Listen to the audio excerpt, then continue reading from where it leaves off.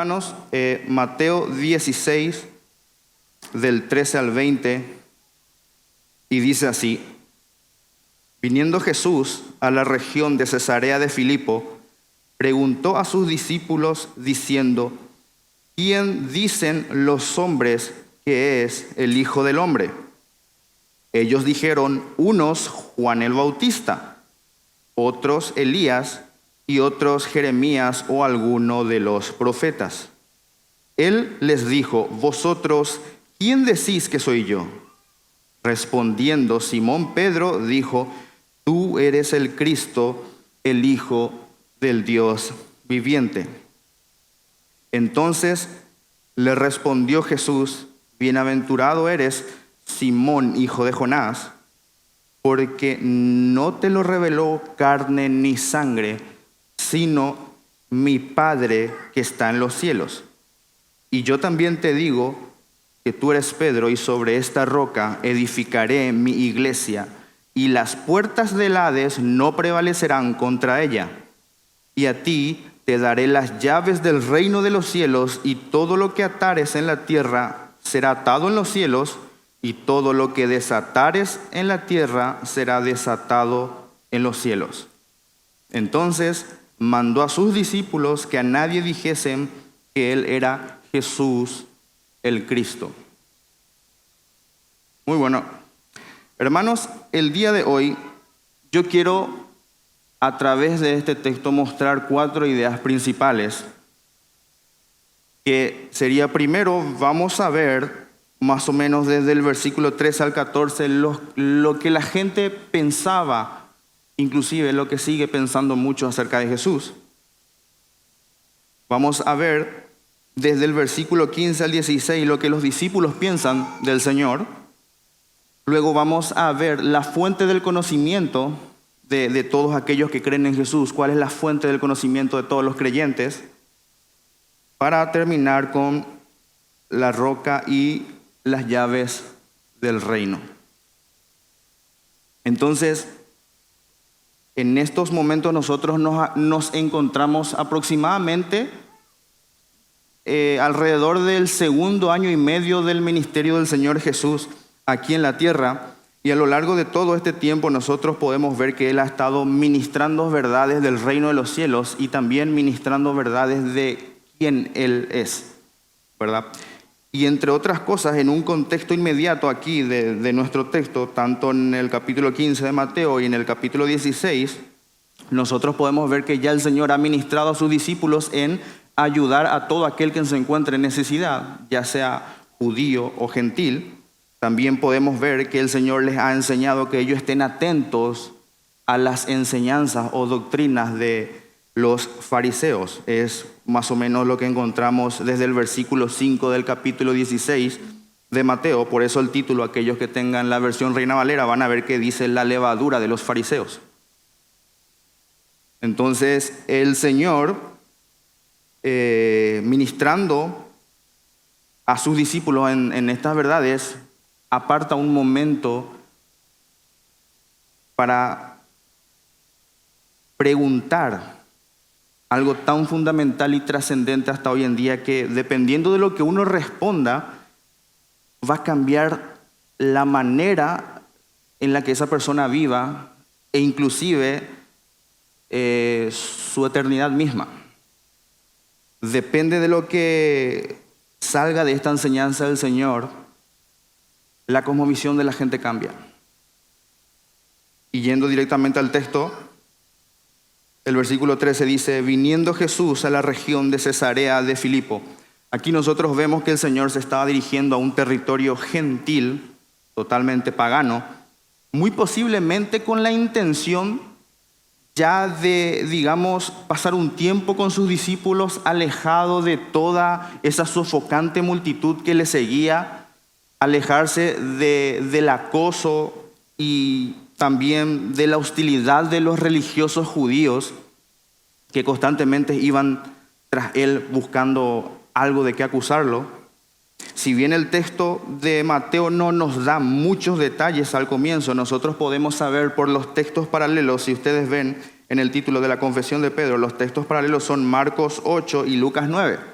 Entonces, a través de esos textos nosotros podemos sacar un poco más de datos, un poco más de detalle, como por ejemplo, que según Marcos 8:27, no se encontraban exactamente en la ciudad de Cesarea de Filipo, sino que Marcos dice que ellos estaban saliendo de las aldeas. Ellos estaban saliendo de las aldeas. Y también podemos ver al comienzo, gracias a Lucas 9:18, que el Señor había tenido un tiempo aparte de oración, un encuentro íntimo con su Padre Celestial. Eso pueden corroborarlo en Lucas 9:18, porque Mateo no nos dice eso. Entonces Mateo dice que viniendo Jesús a la región de Cesarea, y ya luego de fortalecerse en la comunión en oración nuestro Señor Jesús, el texto nos dice que Jesús les pregunta a sus discípulos diciendo: ¿quién dicen los hombres que es el Hijo del Hombre? Y realmente es una respuesta con mucho sentido si nosotros entendemos el contexto y el momento histórico, porque Jesús era una persona sumamente conocida y el nombre de Jesús era mencionado y nombrado por todas partes. Entonces Jesús pregunta esto a sus discípulos porque el revelarse a sí mismo, enseñando y demostrando quién Él era, siempre fue una constante en el ministerio de nuestro Señor Jesucristo. Y esta vez obviamente tampoco sería la excepción. Pero para ese entonces los discípulos ya entendían que el término hijo de hombre era un término, valga la redundancia, que el Señor usaba para referirse a Él mismo. Es por eso que en los textos paralelos nosotros podemos ver que tanto Lucas como Marcos utilizan la pregunta directamente: ¿quién dicen los hombres o la gente que soy yo? Ellos directamente ponen la pregunta o formulan la pregunta de esa manera. Ahora, cuando dicen los hombres, lo que nosotros vemos es que el Señor se estaba refiriendo a la gente común, no necesariamente a los religiosos de la época, porque de hecho el Señor no le interesa la opinión de los religiosos. Ellos ya en su momento lo habían acusado al Señor de ejercer poderes demoníacos. ¿Recuerdan cuando le acusaron de que el Señor expulsaba demonios por los poderes de Belcebú? Y de hecho el Señor sabe el pensamiento de todos los hombres. Él conoce el corazón de cada uno y no necesita que nadie le dé testimonio de los hombres. Pero el Señor lo que buscaba con esta pregunta era que los discípulos reflexionaran en la percepción popular. Tras oír las enseñanzas del Señor y tras ver milagro tras milagro por parte de Jesús, alrededor de 2 años y medio de ministerio, Él quería saber cuál era el veredicto que los hombres tenían acerca del Hijo del Hombre y que sus discípulos reflexionaran en esto. El versículo 14 nos dice que ellos dijeron: unos, Juan el Bautista. Y fíjense una cosa, hermanos, que esta primera parte tiene mucho sentido según lo que vemos ahí a la vuelta nomás en Mateo capítulo 14. Fíjense que el título dice muerte de Juan el Bautista. Para aquellos que tengan la versión Reina Valera, fíjense que dice: en aquel tiempo, versículo 1, en aquel tiempo Herodes el tetrarca oyó, ¿qué?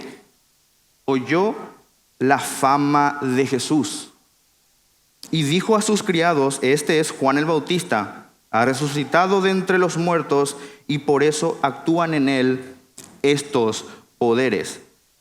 Tanto Herodes como un grupo, algunos judíos y posiblemente sus criados, sus mismos criados, hicieron correr el rumor y hacían creer a otros que Jesús era una reencarnación de Juan el Bautista y que había vuelto a la vida y que venía para anunciar al Mesías.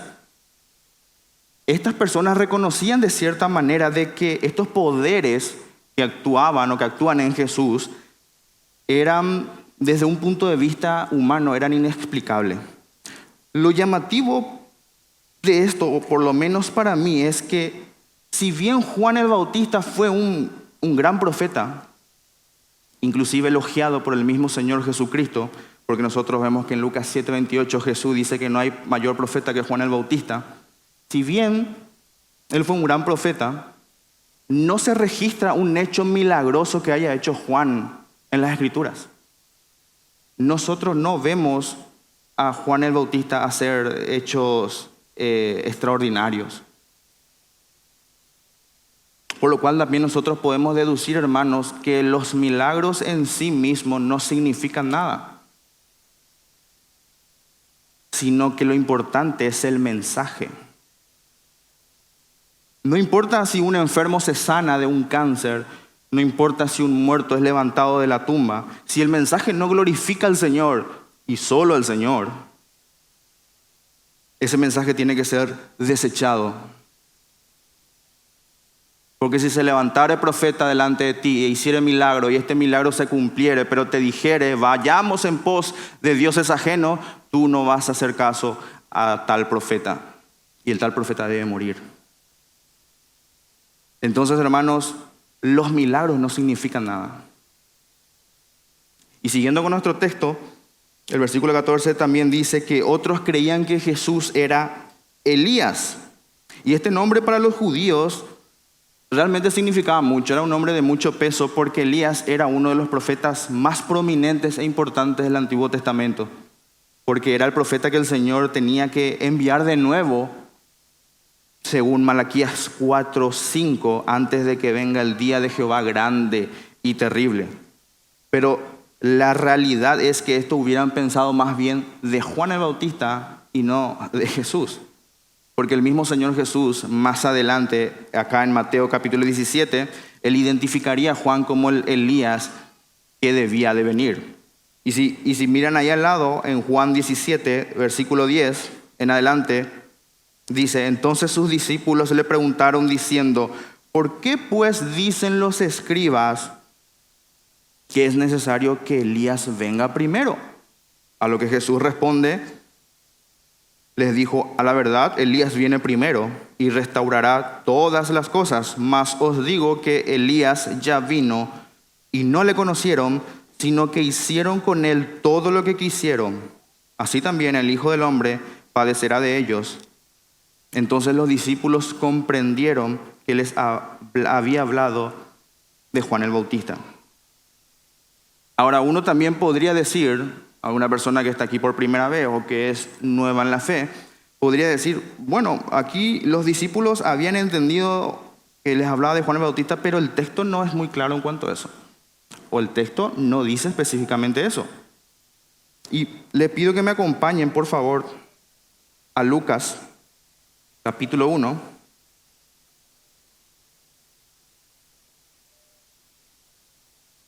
Y ustedes pueden fijarse ahí que desde el versículo 5 de Lucas capítulo 1, el título dice Anuncio de Juan, es Juan el Bautista. Pero en el versículo 16 vemos lo que un ángel dijo a Zacarías, padre de Juan, acerca del hijo que iba a tener. Versículo 16 dice, y hará que muchos de los hijos de Israel se conviertan al Señor Dios de ellos.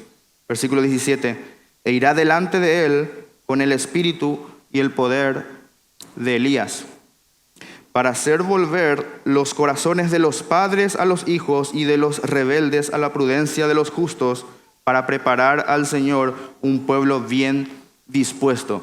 Ahora les pido paciencia a las personas que están más adiestradas, porque quiero que retengan este texto de Lucas 1 y por favor me acompañen a Malaquías capítulo 4.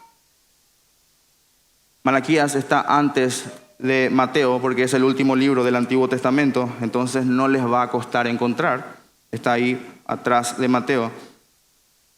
Por favor, retengan el texto de Lucas. Si pueden poner un dedo ahí un ratito también sería bueno, porque este es el texto que por excelencia habla de la venida de Elías. Malaquías 4, versículos 5 y versículo 6. Y dice, he aquí yo os envío el profeta Elías antes que venga el día de Jehová grande y terrible. Versículo 6. Él hará volver el corazón de los padres hacia los hijos. ¿Recuerdan lo que decía Lucas 1:17? E irá delante de él con el espíritu y el poder de Elías para hacer volver los corazones de los padres a los hijos. ¿Se dan cuenta la similitud? ¿Se dan cuenta cómo la Biblia explica la Biblia? Cómo la palabra se explica a sí misma. Y cómo el texto aclara dudas. Entonces, esto nos muestra que Juan el Bautista era realmente el Elías que tenía que venir, pero por alguna mala interpretación de Malaquías, había un grupo de judíos que creían que Jesús era este profeta y lo veían como un precursor del Mesías. Y si bien es un título muy honorable que te llamen Elías, para el Señor Jesucristo no era suficiente. Entonces, siguiendo con nuestro texto, versículo 14 todavía, dice, y otros Jeremías o alguno de los profetas. Ahora, hay una leyenda que, si bien muchos no lo conocen, hay una leyenda en un libro apócrifo que se llama Segunda de Macabeos, en la cual ese es un libro que forma parte de entre el grupo de libros de la iglesia de Roma.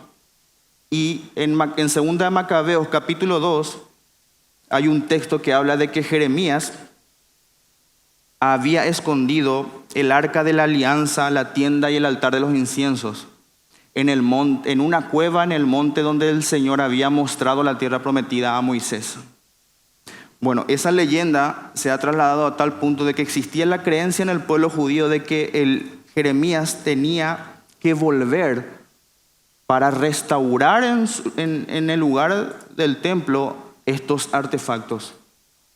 Entonces, al ver a Jesús, estos judíos creían que él era Jeremías que había vuelto a la vida para restaurar estos artefactos al templo.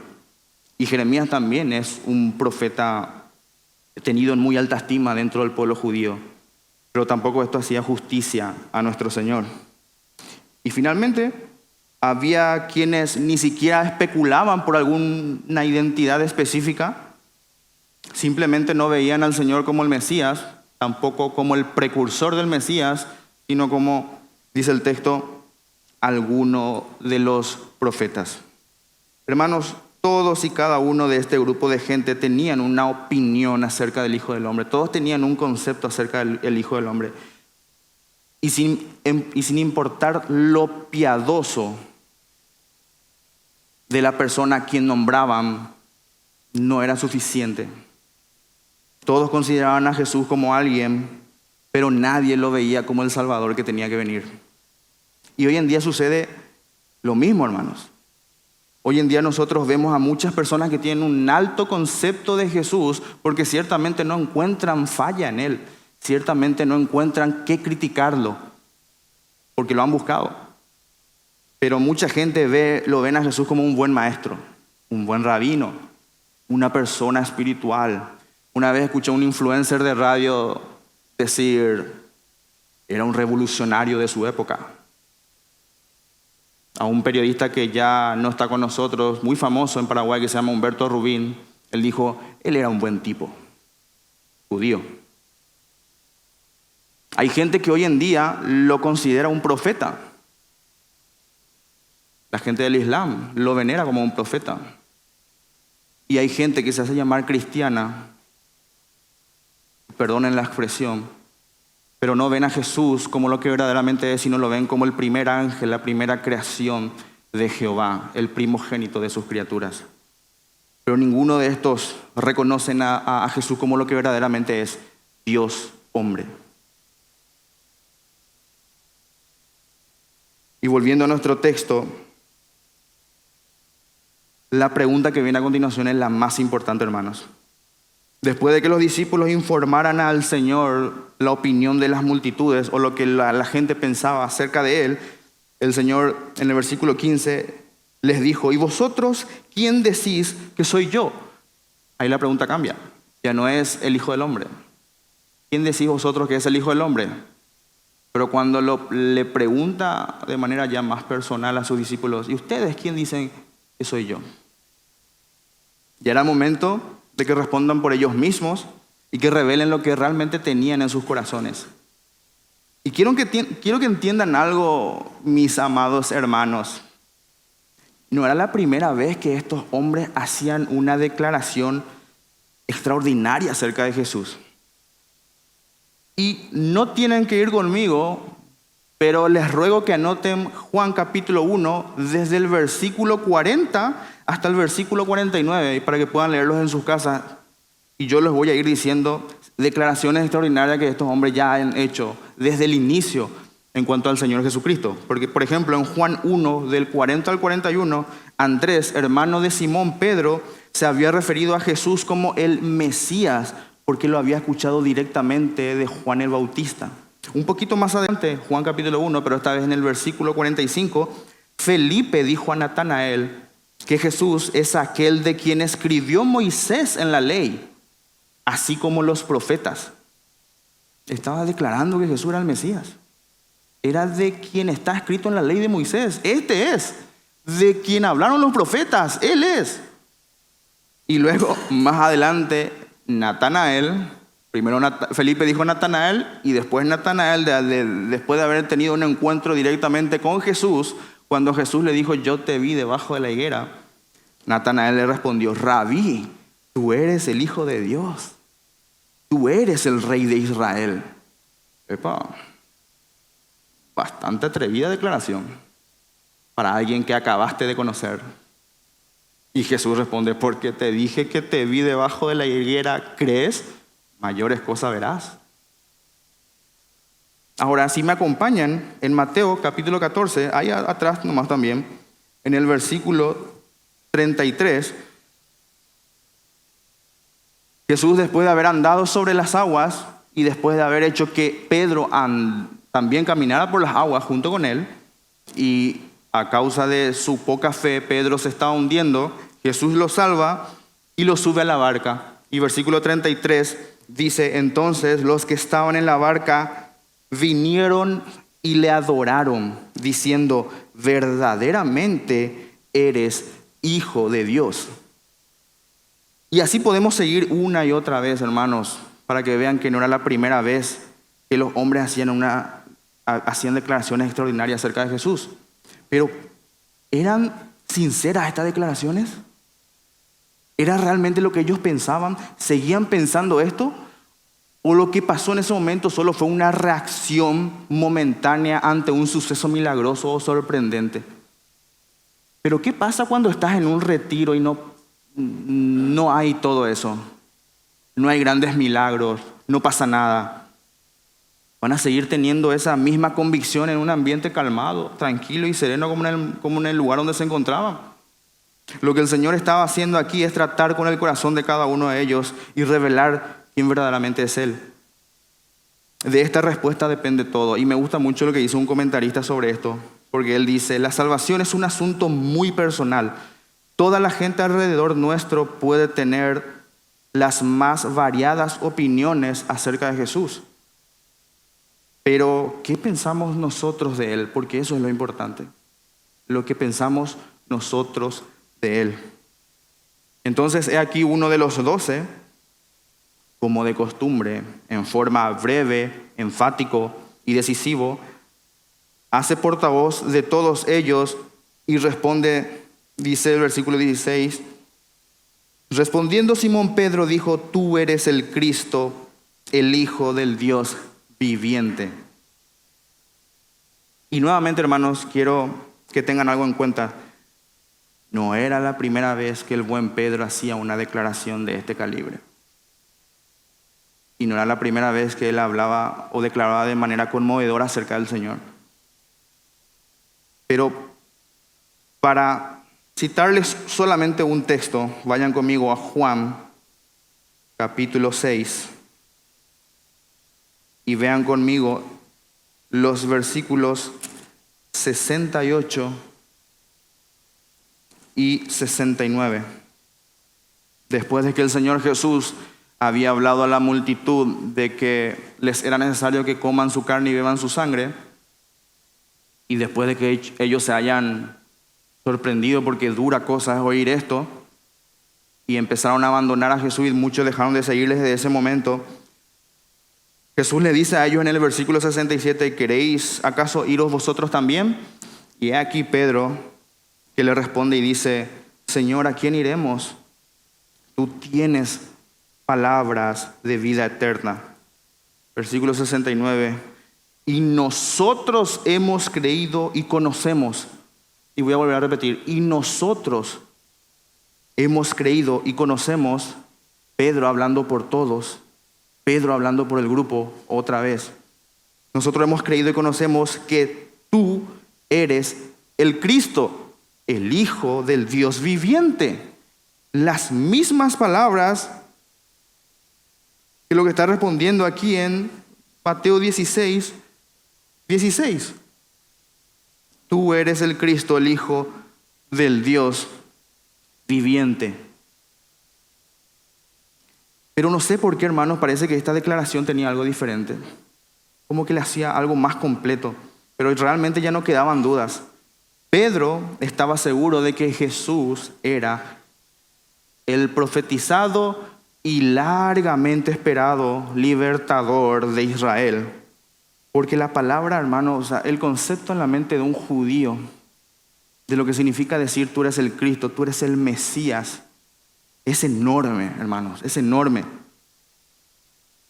Él estaba diciendo que él era el ungido de Jehová, el verdadero sumo sacerdote, el eterno rey, de quien hablan todas las escrituras, como ya vimos que habían declarado los demás también, de quien cantan todos los salmos. Aquel que como mediador fue apartado y ordenado por el Padre y ungido con el Espíritu Santo para ser el principal profeta y salvador de su pueblo. En nombre de todos, Pedro no solo dice que Él es el Cristo, sino que dice y confiesa que Él es el Hijo del Dios viviente. Del Dios viviente, del Creador del universo, el Hijo verdadero del Dios verdadero y no falso como los dioses de la región en donde ellos se encontraban. El Señor de los discípulos, el Hijo del hombre, era también Hijo de Dios. Y Pedro, este amado apóstol, que muchas veces lo menospreciamos por sus errores, pero este amado apóstol hacía eco de lo dicho por el Padre en el bautismo de su Hijo. He aquí, este es mi Hijo amado en quien tengo complacencia.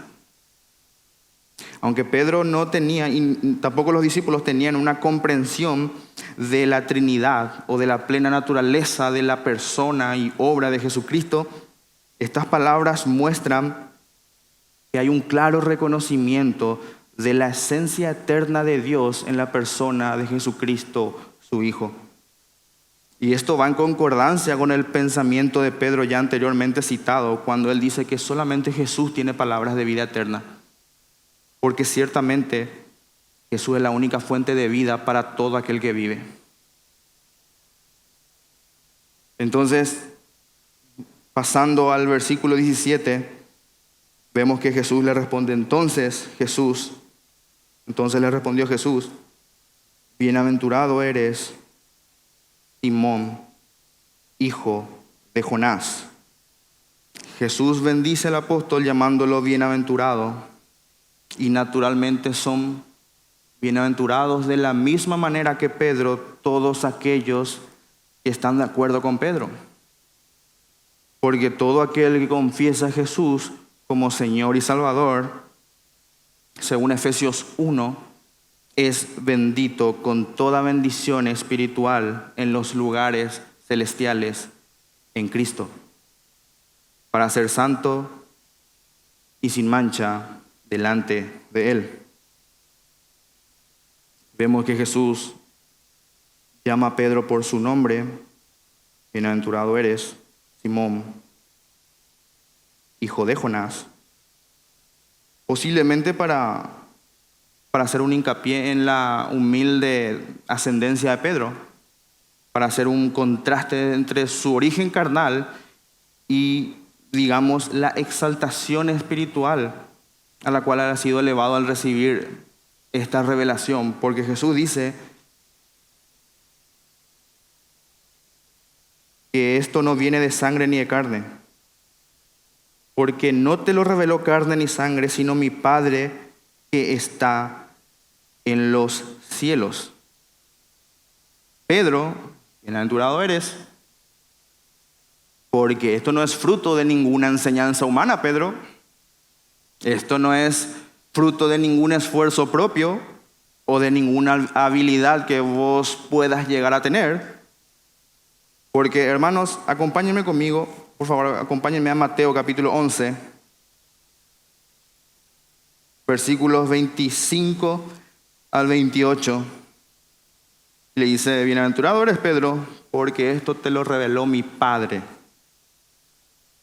Mateo 11, 25. En aquel tiempo respondiendo Jesús dijo: te alabo, Padre, Señor del cielo y de la tierra, porque escondiste estas cosas de los sabios y de los entendidos y las revelaste a los niños.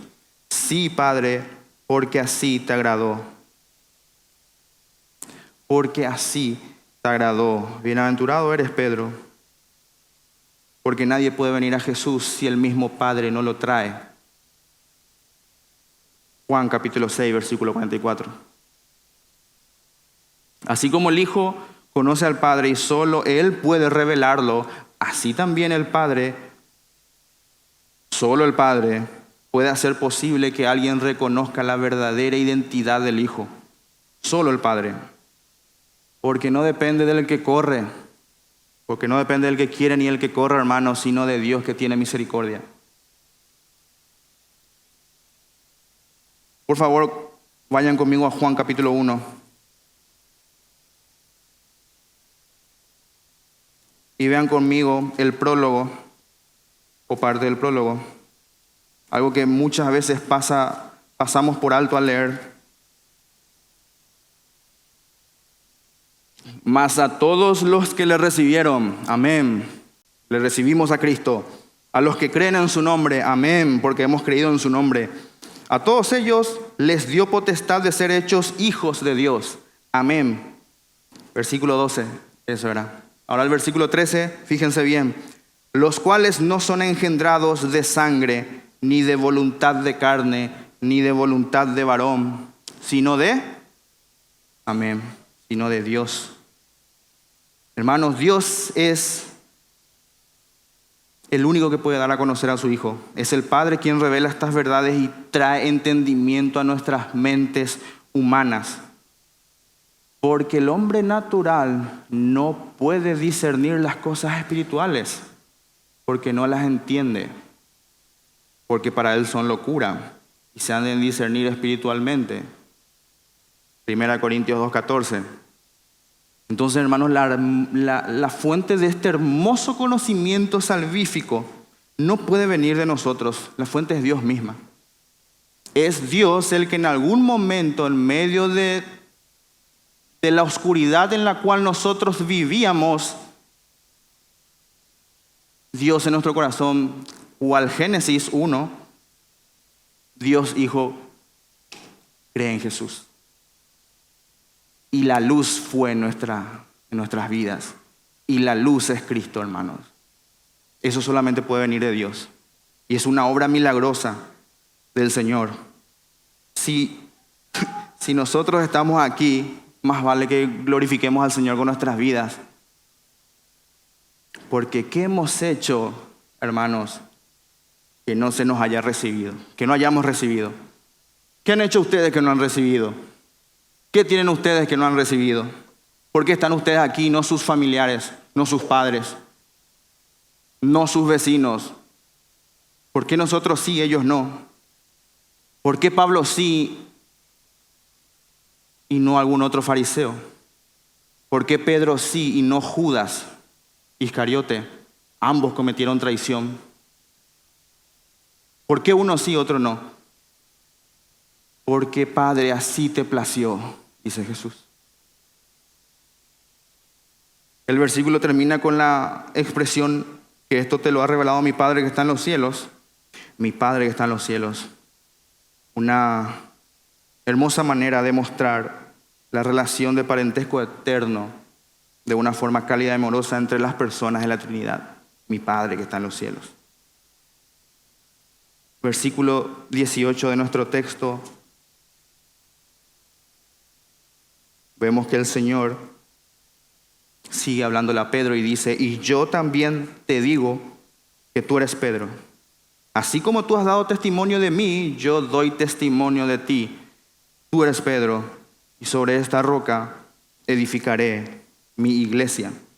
Ahora, ¿qué es lo que el Señor está diciendo acá? ¿Qué está diciendo nuestro Señor en este momento?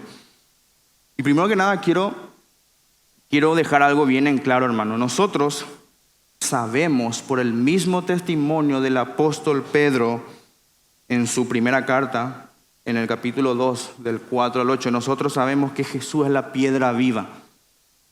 Nosotros sabemos que Jesús es la piedra que han desechado los edificadores. Y también por el mismo testimonio del profeta Isaías, justamente a quien está citando Pedro, que es Isaías 28, 16, nosotros sabemos que Jesús es la piedra probada, angular, preciosa, de cimiento estable. Sabemos, hermano, es Jesús. Nosotros sabemos por testimonio del mismo apóstol Pablo en 1 Corintios 13, 11, que ninguno debe poner otro fundamento que el que ya está puesto, el cual es Jesucristo. Nosotros sabemos eso. Pero me es necesario, hermanos, realizar una adecuada exposición de lo que el Señor está diciendo en este momento en particular. Entonces, por ningún motivo quiero que piensen que desde este púlpito se está predicando algo nuevo o algo fresco, porque el fundamento es Cristo.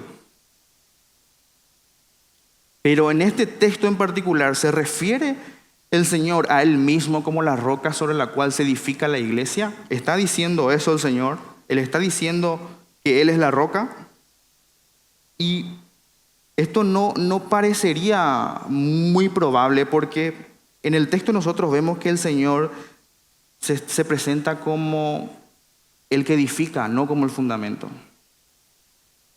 Él dice, edificaré mi iglesia. Entonces el Señor se está refiriendo a la confesión de Pedro. O sea, ¿es la confesión de Pedro la roca sobre la cual se edifica la iglesia del Señor? Bueno, ciertamente la confesión tiene mucho que ver. Porque sin esta la confesión es la causa de la bienaventuranza de Pedro. La confesión es la causa de la bienaventuranza de Pedro. Y la iglesia ciertamente es edificada por personas que confiesan esto. Ninguno que no confiesa que Jesús es el Cristo y el Hijo del Dios viviente no puede formar parte del cuerpo de Cristo, no puede formar parte de la iglesia del Señor.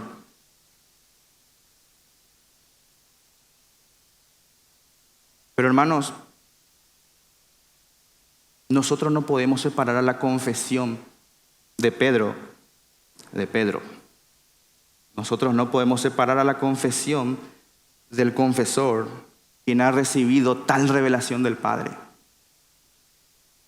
Para ser sincero, hermanos, si no fuera por el abuso de este pasaje por parte de la iglesia de Roma, ninguno tendría dudas de que la piedra es Pedro.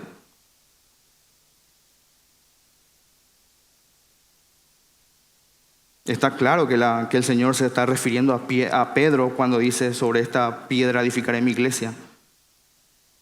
Pedro como un apóstol representativo cuya confesión ha sido revelada por el Padre. Pero ahora también me es necesario explicar en qué sentido Pedro es la piedra. En qué sentido Pedro es el fundamento aquí.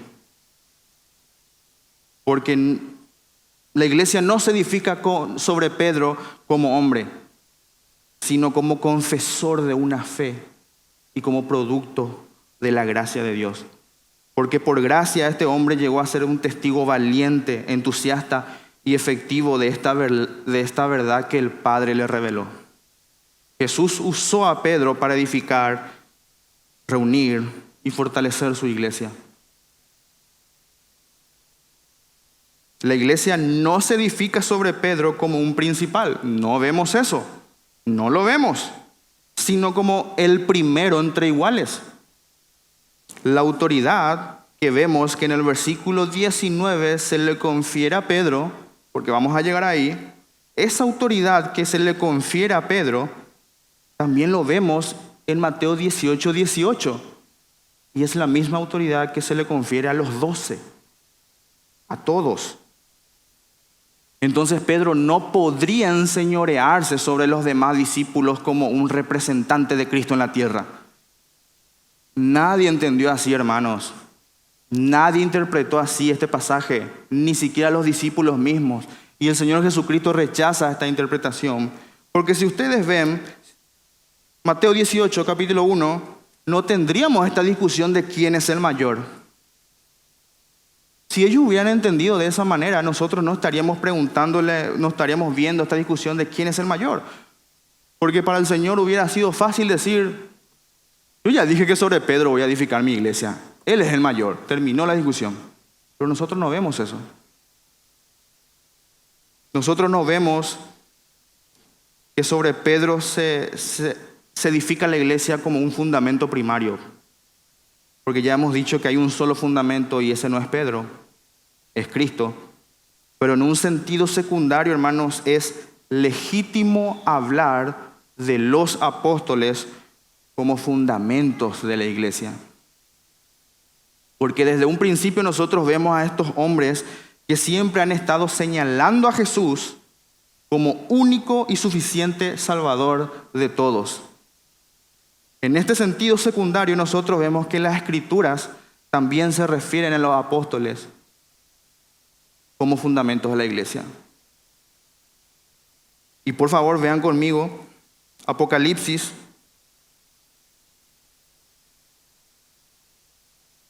capítulo 21. Si se fijan bien, ahí ya estamos hablando del cielo nuevo y la tierra nueva. Pero fíjense conmigo, por favor, en el versículo 14, en donde dice, y el muro de la ciudad tenía 12 cimientos. 12 cimientos. Y sobre ellos, los 12 nombres de los 12 apóstoles de Cristo, del Cordero. Entonces, es válido pensar que los apóstoles fueron un fundamento en la iglesia. El mismo Pedro declara en su epístola en 1 Pedro 2, del 4 al 8, que todos los creyentes, todas aquellas personas que se han convertido a Cristo, son piedras vivas por su relación con Cristo. ¿Quién aquí diría no sentirse representado por Pedro y su confesión? Todos afirmamos lo mismo que el apóstol y asentimos con él. La iglesia se compone de personas como Pedro. Todos conformamos el cuerpo de Cristo, pero fue Pedro y más adelante los 11 que sirvieron junto con el Señor Jesucristo de fundamento. Ellos tuvieron ese privilegio y el Señor les concedió ese privilegio de que ellos fueran parte del cimiento. Seguimos en el versículo 18, después de que le dijo, sobre esta roca edificaré mi iglesia, y las puertas del Hades no prevalecerán contra ellas. Y aquí vemos una hermosa promesa de victoria, hermanos, y es una verdad gloriosa que afirma básicamente que la iglesia del Señor no va a perecer jamás. El término Hades normalmente se usa como infierno o lugar de los muertos, muerte. Entonces el Señor está diciendo que la iglesia no va a perecer, no va a morir jamás. Y si bien muchos han creído con esta frase de que la iglesia va a resistir los ataques o los asaltos por parte de las fuerzas del mal, realmente lo que nosotros vemos aquí es que es la iglesia la que está atacando, es la iglesia la que avanza, porque una puerta no es una herramienta de ataque, sino de defensa. Las puertas sirven para evitar ser conquistado. O de lo contrario, si se tratase de una cárcel o una prisión, las puertas sirven para impedir que los que están adentro salgan, escapen. Entonces podemos decir que el Señor también está diciendo o está declarando que la muerte no tendrá poder para mantener cautivo a su pueblo. Porque la muerte no puede retener a los que han sido cubiertos por la sangre de Cristo. Amén. La muerte no puede retenernos, hermano. Y ciertamente Cuando yo estaba meditando sobre esto, me acordé de mi bautismo. Porque nuestro bautismo simboliza una verdad escatológica tremenda. Porque ciertamente vamos a morir. Ciertamente vamos a ser sepultados. Pero el día de mañana, hermanos, la muerte no nos va a poder retener. Y volveremos a la vida en gloria para adorar eternamente a nuestro Señor. Qué hermosa doctrina la del bautismo. Qué hermosa doctrina la del bautismo.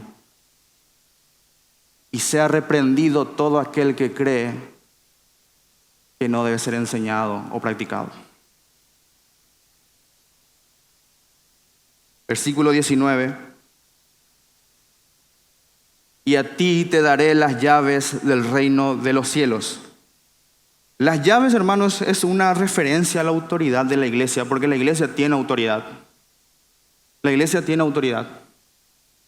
Y como Pedro fue el primero en confesar a Cristo, entonces él recibió esta comisión antes que los demás. Y es lo que nosotros vemos, que con estas llaves, el día de Pentecostés, Pedro en Hechos 2, con su predicación o con el discurso que hizo, vemos que él abrió las puertas a los judíos. Y en Hechos 10, en la casa de Cornelio, el centurión, nosotros vemos que él fue honrado en hacer lo mismo, pero esta vez a los no judíos. Pedro abriendo las puertas de los cielos. Ahora, uno podría preguntarse cómo se abren las puertas de los cielos. Y a través de la predicación. ¿Y qué serían las llaves de los cielos? La palabra del Señor. Porque si la iglesia tiene autoridad, es porque esta autoridad le es conferida. Si el pastor tiene autoridad, es porque la Escritura le da autoridad. Aquí están las llaves de los cielos, hermanos. Y esta autoridad determina quién debe ser admitido en el reino y quién no. Pero nosotros vemos en Hechos que todos los apóstoles como un grupo ejercían de este derecho en una base de igualdad. No solo Pedro tenía esta autoridad. No vemos un primado de Pedro aquí y mucho menos un fundamento bíblico para el papado. Y el versículo 19 continúa y dice: y todo lo que atares en la tierra será atado en los cielos, y todo lo que desatares en la tierra será desatado en los cielos. Porque el que tiene las llaves también ejerce disciplina. Básicamente eso significa atar y desatar. Permitir o prohibir. Jesús le dijo a Pedro, y como ya vimos anteriormente también a los 12 más adelante en Mateo 18:18, y por extensión a todos los creyentes, a toda la iglesia, que tenían la autoridad de hacer declaraciones permisivas y prohibitivas. No es necesario que lo busquen, pero pueden anotarlo en Juan capítulo 20, en el versículo 23. Poco después de que el Señor haya resucitado, Él dijo a sus discípulos, no solo a Pedro, pero Él dijo a sus discípulos: a quienes remitiereis los pecados, les son remitidos, y a quienes se los retuviereis, les son retenidos. En Mateo 18 también nosotros vemos instrucciones para la disciplina. Esta disciplina es ejercida por la iglesia. Jesús dijo que si un miembro se niega a volverse de su pecado, después de haber sido confrontado en privado, luego después de haber sido confrontado con 2 o más testigos, e inclusive después de haber sido reprendido por toda la congregación, la iglesia, no Pedro, la iglesia tiene la obligación y la autoridad, por cierto, de tratar al miembro no arrepentido como gentil y publicano. Y en ese contexto, nosotros luego vemos que el Señor le había dicho a todos los discípulos lo mismo que le había dicho a Pedro. De cierto os digo que todo lo que atéis en la tierra será atado en el cielo, y todo lo que desatéis en la tierra será desatado en el cielo. Las mismas palabras que vemos en Mateo 16, 19, el Señor Jesús le está diciendo a todos en Mateo 18, 18. En otras palabras, una asamblea de creyentes tiene el derecho y la autoridad de decirle a un hermano impenitente que no se ha arrepentido, que no tiene el derecho de estar en comunión con el pueblo del Señor. Pero esta autoridad de fe y de moral, hermanos, que se le ha conferido a los apóstoles, primero a Pedro, luego a los 12 y por extensión a todos los creyentes, esta autoridad debe ser ejercida en completa armonía y concordancia con las enseñanzas de Jesús. De lo contrario, estaríamos pecando. Nadie puede enseñorearse sobre nadie. Nadie puede decidir a partir de ahora haremos esto o lo otro a través de alguna bula o hablando ex cátedra. Nadie tiene derecho a eso. Versículo 20. Entonces mandó a sus discípulos que a nadie dijesen que él era Jesús el Cristo. En ese tiempo, hermanos, la mayoría de judíos realmente esperaban un rey conquistador. Ellos esperaban un líder político con poder militar para que venga y los librara del yugo de Roma. Y realmente nadie esperaba un libertador espiritual, un libertador, alguien que venga y los librara del poder del pecado. Nadie esperaba eso. Y en este contexto, en esta realidad, imagínense que el publicar que Jesús era el Mesías lo que hubiera podido ocasionar. Posiblemente causaría revuelo en la región a tal punto de que esto significaría que el ministerio del Señor tuviera que terminar de una manera prematura. Y eso no debía pasar. Entonces, por eso el Señor les manda rigurosamente que no digan nada. Entonces, hermanos, hemos visto lo que la gente piensa de Jesús, lo que todo creyente cree que quién es Jesús. Nosotros hemos visto la base de ese conocimiento que tenemos, que no viene de nosotros, sino que la fuente de ese conocimiento es nuestro Dios Padre. Hemos visto quién es la roca en este texto en particular y qué significa la llave de los reinos de los cielos. Pero la pregunta que siempre va a quedar, hermanos, para ser respondida, para ser meditada, es ¿quién es Jesús? Porque no es una pregunta trivial. Nosotros vemos que hay una eternidad que depende de lo que respondamos. Y hay gente que responde como los judíos de la época. Posiblemente muchos de nosotros hemos respondido así, inclusive ya después de haber respondido también que Jesús es el Cristo, ¿eh?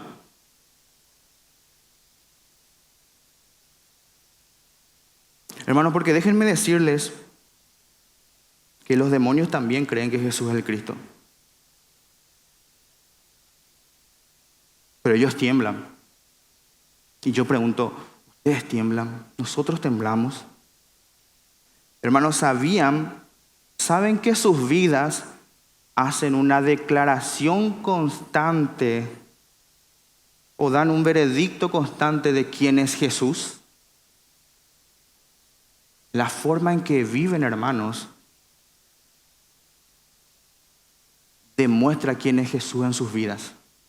Porque ciertamente nosotros podemos decir como Pedro, Jesús es el Cristo, el Hijo del Dios viviente.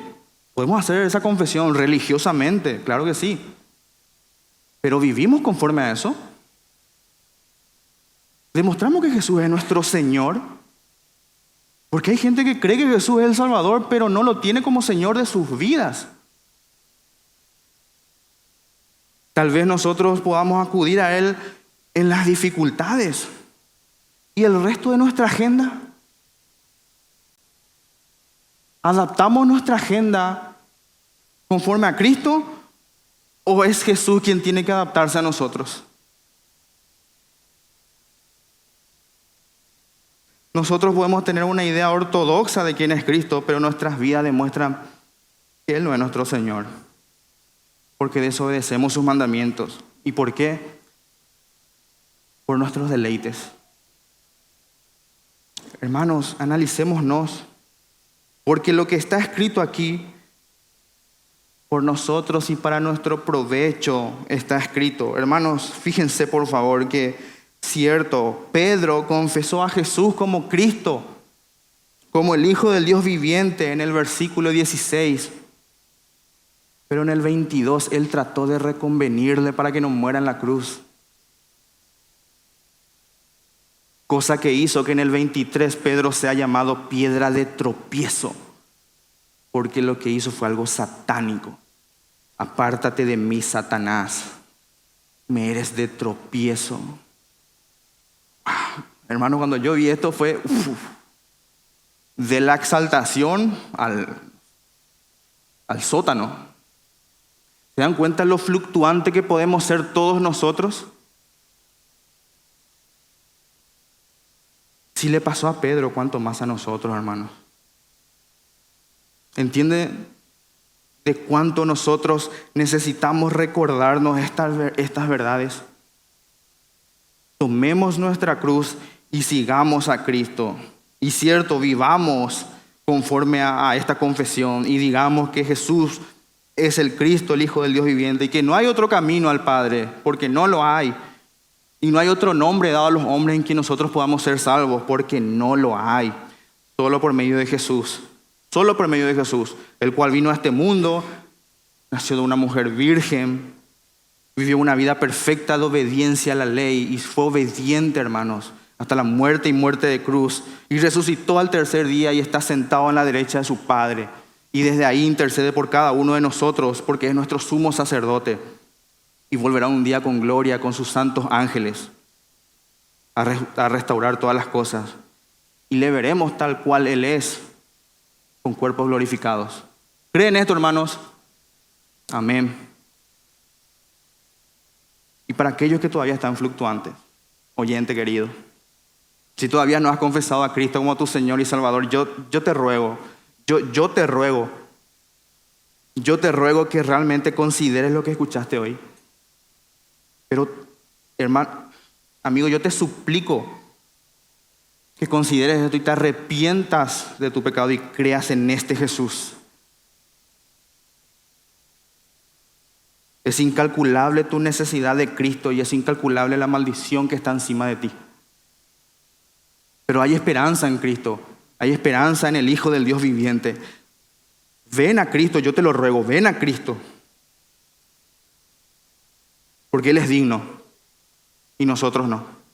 Vamos a orar. Padre Santo, Dios Todopoderoso, gracias te damos, Señor, por Jesús, nuestro Mesías, nuestro Salvador, tu Hijo, Señor, en quien tú tienes complacencia. Gracias te damos por Él. Gracias te damos por el Evangelio, Padre. Gracias te damos por cada uno de los aquí presentes. Gracias te damos por aquel que nos predicó en su momento. Gracias, Padre, porque realmente algún día estaremos contigo en gloria y te veremos tal cual eres. Oh Señor, gracias por tu palabra, por lo que nos has enseñado hoy. Ayúdanos, Señor, porque somos fluctuantes. Ayúdanos, Padre, a no caer. Ayúdanos a no apostatar, Señor. Te lo rogamos, te lo suplicamos. Necesitamos de ti, Señor. Necesitamos de ti porque todavía hay vestigios con los cuales estamos luchando. Ayúdanos, Padre, a abrazar esos medios de gracia que tú has proveído. Ayúdanos a amar tu palabra y tu ley y a deleitarnos en ella de día y de noche, Señor. Te lo rogamos en el nombre de Jesús. Amén.